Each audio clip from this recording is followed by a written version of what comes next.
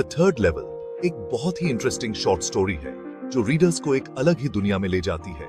यह कहानी Jack Finney ने लिखी है, जो अपने समय के एक बहुत ही रिनाउंड लेखक थे। फिनी एक अमेरिकन ऑथर थे जो साइंस फिक्शन और थ्रिलर स्टोरीज लिखने के लिए फेमस थे।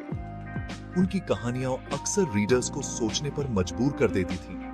इस कहानी में फिनी फैंटेसी और रियलिटी को मिक्स करके एक ऐसा वर्ल्ड बनाते हैं जो रीडर्स को टाइम के बारे में और एस्केप करने की ह्यूमन डिजायर के बारे में सोचने पर मजबूर कर देता है। उनकी लेखनी में एक खास बात यह थी कि वो हमेशा एक अलग ही पर्सपेक्टिव से चीजों को देखते थे। कहानी चार्ली नाम के एक आदमी के इर्द गिर्द घूमती है जो 1950s में न्यूयॉर्क सिटी में रहता है। चार्ली एक ऑर्डिनरी आदमी है, लेकिन उसकी लाइफ में एक्स्ट्रॉर्डिनरी चीजें होती हैं। यह वो टाइम था जब वर्ल्ड वॉर 2 के बाद की एंजाइटीज और मॉडर्न लाइफ का प्रेशर बहुत ज्यादा था। लोग अपनी डेली लाइफ की परेशानियों से एस्केप करना चाहते थे और इसी डिजायर को फिनी ने अपनी कहानी में बखूबी दर्शाया है।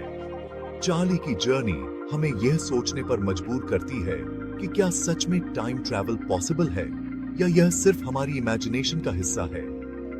इस कहानी में फिनी ने बहुत ही खूबसूरती से ह्यूमन इमोशंस और डिजायर्स को पोर्ट्रे किया है, जो रीडर्स को अंत तक बांधे रखती है। Grand central station New York city का एक फेमस लैंडमार्क है और सिटी की एनर्जी का सिंबल है। फिनी की स्टोरी के लिए एक मिस्टीरियस बैकड्रॉप का काम करता है।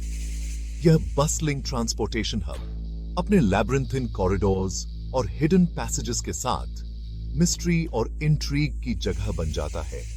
जब चार्ली यहां एक सीक्रेट ढूंढता है जो सबके सामने होता है लेकिन फिर भी छुपा हुआ है।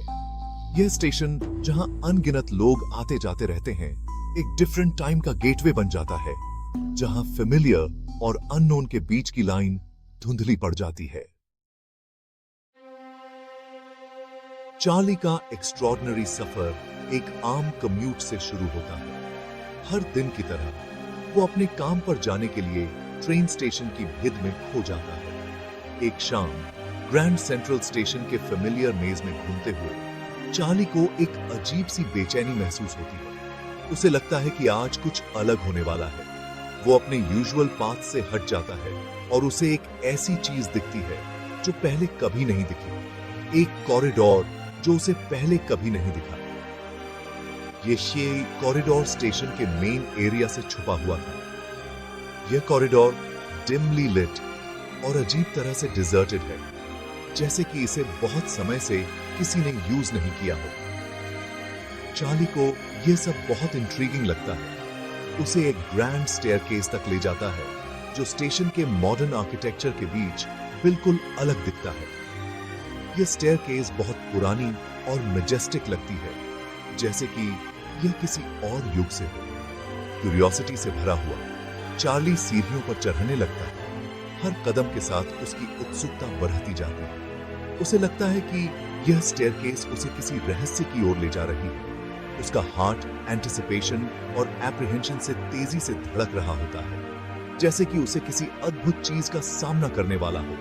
उसकी सांसें भी तेज हो जाती हैं और उसे पता नहीं होता कि वो एक अलग ही ईरा में कदम रखने वाला है। जैसे ही वो सीढ़ियों के टॉप पर पहुंचता है, उसे एक पुरानी दुनिया का ग्लिम्स मिलता है। यह एक ऐसा अनुभव है जो उसकी जिंदगी को हमेशा के लिए बदल देगा। चार्ली का पास्ट के साथ फैसिनेशन इसलिए है क्योंकि उसे एक सिंपलर और लेस कॉम्प्लिकेटेड टाइम की डीपली सीटेड लॉन्गिंग है। मॉडर्न लाइफ के प्रेशर्स से ओवरवेल्म्ड, उसकी डिमांडिंग जॉब, न्यूक्लियर वॉर का कांस्टेंट थ्रेट और सिटी की रिलेंटलेस पेस, वो पास्ट की आइडियलाइज्ड इमेज में सॉलिस ढूंढता है। चार्ली के लिए पास्ट ट्रैंक्विलिटी और इनोसेंस का टाइम रिप्रेजेंट करता है, जो उसके प्रेजेंट की एंजाइटी से बिल्कुल अलग है। Section 5 The Allure of 1894 A glimpse into a simpler time। सीढ़ियों के टॉप पर पहुंचते ही चार्ली खुद को 1894 में पाता है। द थर्ड लेवल अब एक बसलिंग ट्रांसपोर्टेशन हब नहीं है, बल्कि एक क्वेंट और चार्मिंग ट्रेन डिपो है। जो गैसलाइट्स की वार्म ग्लो में नहाया हुआ है। हवा में हॉर्स ड्रॉन कैरेजेस की आवाजें और एक बायगॉन ईरा की लीजरली पेस ऑफ लाइफ गूंज रही है। जिन लोगों से वो मिलता है उन्होंने लेट 19th सेंचुरी के फैशन के कपड़े पहने हुए हैं। उनके चेहरों पर कंटेंटमेंट और ट्रैंक्विलिटी दिखाई देती है, जो उसके टाइम की एंग्जाइटीज से बिल्कुल अलग है। Section 6, the letter, a tangible link to the past. Bygone era के रेमनेंट्स के बीच चार्ली को एक क्रूशियल पीस ऑफ एविडेंस मिलता है, जो उसके एक्सपीरियंस की रियलिटी को और भी सॉलिड बना देता है। उसके ग्रैंडफादर का एक लेटर, जो जुलाई 18th, 1894 का लिखा हुआ है। यह लेटर पास्ट का एक टैंजिबल लिंक है, जो जनरेशंस के बीच एंड्योरिंग कनेक्शन और टाइम के पैसेज का पावरफुल सिंबल है। लेटर में 1894 में उसके ग्रैंडफादर की लाइफ के बारे में डिटेल्स हैं, जो चार्ली के इस बिलीफ को कंफर्म करते हैं कि वो सचमुच टाइम ट्रैवल करके पास्ट में आया है। अनुभव 7, द एल्यूसिव थर्ड लेवल, वास्तविकता या भ्रम। कंपेलिंग एविडेंस होने के बावजूद यह सवाल अनुत्तरित रहता है कि क्या थर्ड लेवल सचमुच है या चार्ली की कल्पना का वहम। कुछ लोग उसके अनुभव को एक साइकोलॉजिकल एस्केप मान सकते हैं, जीवन के ओवरवेलमिंग प्रेशर से निपटने का एक कोपिंग मैकेनिज्म। कहानी इंटरप्रिटेशन को ओपन एंडेड छोड़ देती है, पाठकों को वास्तविकता की प्रकृति और मानव मन की शक्ति के बारे में सोचने के लिए आमंत्रित करती है। Section 8, the power of escapism. Finding solace in another time. The third level escapism की universal human desire को explore करता है, लाइफ की harsh reality से refuge find करने की innate need को। चार्ली का पास्ट का सफर सिंपलर टाइम्स के अल्योर को हाईलाइट करता है, एक ऐसा टाइम जब जिंदगी लेस कॉम्प्लिकेटेड और मोर फुलफिलिंग लगती थी। कहानी एक रिमाइंडर का काम करती है कि एस्केपिज्म मॉडरेशन में टेम्पररी सॉलिस और प्रेजेंट पर एक फ्रेश पर्सपेक्टिव प्रोवाइड कर सकता है। Section 9, conclusion, the enduring appeal of the third level. The third level आज भी, इसके पब्लिकेशन के डेकेड्स बाद, रीडर्स को अपनी तरफ अट्रैक्ट करता है।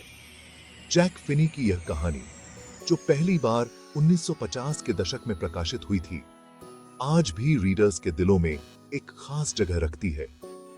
इसके themes, escapism, the passage of time और रैपिडली चेंजिंग वर्ल्ड में मीनिंग की सर्च, आज भी उतने ही रेलेवेंट हैं जितने उस समय थे।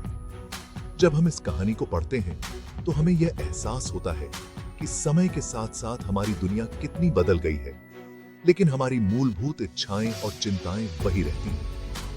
फिनी का masterful story telling, human psyche के थॉट प्रोवोकिंग एक्सप्लोरेशन के साथ मिलकर यह इंश्योर करता है कि द थर्ड लेवल एक टाइमलेस क्लासिक बना रहे। फिनी की लेखनी हमें न केवल एक कैप्टिवेटिंग स्टोरी देती है, बल्कि हमें अपने भीतर झांकने और अपने जीवन के डीपर मीनिंग्स को समझने के लिए भी प्रेरित करती है।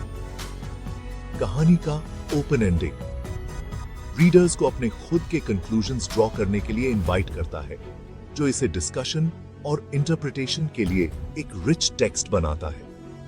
यह ओपन एंडेड नेचर ही है जो रीडर्स को बार बार इस कहानी की ओर खींचती है, क्योंकि हर बार पढ़ने पर हमें कुछ नया सोचने और समझने को मिलता है।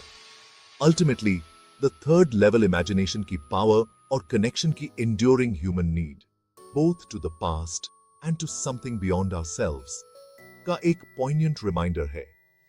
यह कहानी हमें यह सिखाती है कि चाहे हम कितने भी मॉडर्न और एडवांस्ड क्यों न हो जाएं, हमारी जड़ें और हमारी भावनाएं हमें हमेशा हमारे पास्ट और हमारी ह्यूमैनिटी से जोड़कर रखती हैं। द थर्ड लेवल हमें यह भी याद दिलाता है कि कभी-कभी एक सिंपल स्टोरी भी हमारे जीवन में प्रोफाउंड इंपैक्ट डाल सकती है।